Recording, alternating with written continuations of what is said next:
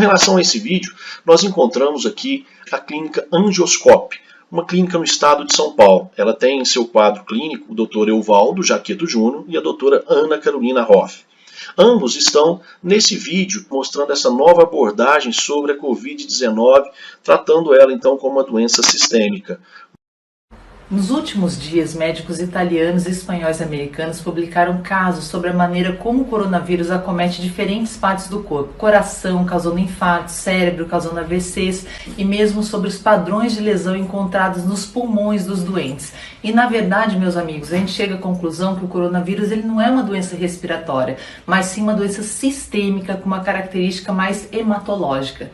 Eu sou a doutora Ana Carolina Hoff, cirurgiã endoscopista, e esse é o Dr. Euvaldo Jaqueto Júnior, cirurgião vascular. A insuficiência respiratória que a gente tem visto não é parecida com nada que a gente tenha visto antes. Por isso o tratamento de cada hospital do mundo é tão diferente, é tão questionado. Mas as descobertas dos últimos dias mostram que o Covid-19 causa hipóxia, que é a falta de oxigênio no sangue de uma maneira prolongada e progressiva, porque no nosso sangue, dentro dos glóbulos vermelhos, a gente tem uma proteína chamada hemoglobina, que carrega o oxigênio e o ferro, mas ela não faz isso sozinha, ela precisa de ajuda. E esse vírus se liga nesses carregadores de oxigênio. E na falta dos carregadores, os níveis de oxigênio caem, e isso leva à falência dos órgãos.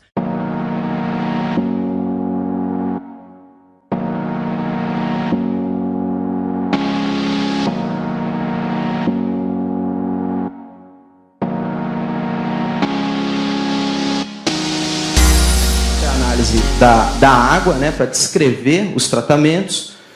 Como o Dr. Márcio já colocou, nós observamos um aumento no oxigênio dissolvido. Tá, que é a análise de gases, né, de dióxido de carbono, de oxigenação do sangue. Houve uma maior saturação de oxigênio, aqui já significativo, tá, a nível de 10%. Então significa que cada 100 vezes que eu fizer, 90 vezes eu vou aumentar o oxigênio no sangue. Ok? Esse é um resultado muito interessante, né, pode fazer muita diferença.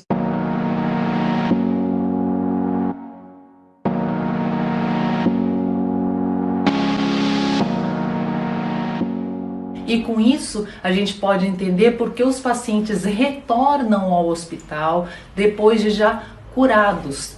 Trata-se provavelmente de uma hipóxia tardia, resultado ainda dessa ineficiência em fazer uma boa oxigenação, e não por reinfecção pelo vírus, que era uma das coisas que estavam sendo pensadas. Há hemoglobina, mas sem a capacidade de oxigenar, então a gente tem a hipóxia. E tratar os danos pulmonares como pneumonia ou como síndrome da insuficiência respiratória aguda não vai resolver o problema, porque os pulmões eles estão bem. O que está acontecendo é que o sangue que lá chega não está se oxigenando, e aí cria esse grande problema para o corpo inteiro.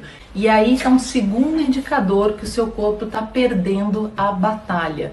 Nessa fase, se a sua imunidade não consegue ganhar a batalha contra o vírus, os órgãos começam a falhar. Com o ventilador ou sem, não há muita melhora não. Se não há os carregadores de oxigênio, não adianta você dar oxigênio. Só entubar não vai tratar a raiz do problema.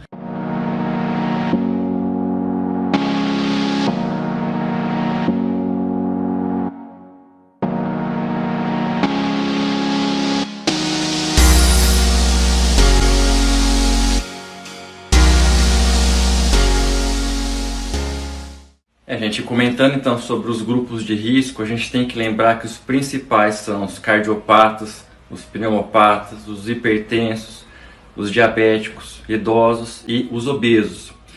E o que um grupo tão heterogêneo de pessoas teria em comum para justificar esse risco aumentado de complicações? Bom, esses pacientes eles são pró-isquêmicos, ou seja, a circulação deles em maior ou menor grau não é o suficiente para permitir a oxigenação plena dos órgãos e tecidos do corpo. Apesar disso, ainda existia uma compensação clínica, né? Já que, como são situações crônicas e o organismo ele acaba se adaptando, juntamente, lógico, com o uso das medicações para cada doença específica. Mas de repente surge esse Covid-19 que ele acaba bagunçando toda essa troca de oxigenação, que já não era das melhores entre os tecidos do corpo. Juntamente com isso, descobriu-se que o Covid ele favorece a formação de microtrombos na circulação. É como se você estivesse empurrando um gato que já está na beira do telhado. Então você tem a descompensação daquele órgão que já estava mais fragilizado. Coração, pulmão, cérebro, rins, as partes periféricas. As apresentações clínicas estão sendo descritas de várias maneiras a cada dia que passa. Realmente, tudo isso leva a crer que estamos lidando com uma doença sistêmica e não apenas um outro tipo de gripe.